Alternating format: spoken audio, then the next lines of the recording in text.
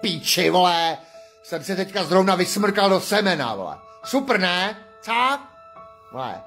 Já nevím teda, to se vám asi nikdy nestalo, že jo? To se může stát jenom mně, vole.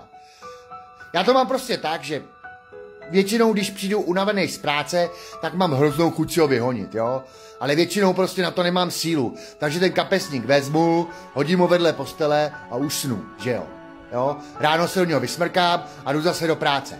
Ale už dvakrát se mi stalo, že jsem se vyhonil večer a zapomněl jsem na to, do píči. Jo? Dneska se mi to stalo po druhý, vole. Vysmrkal jsem se do semena. Fakt hnus, jo?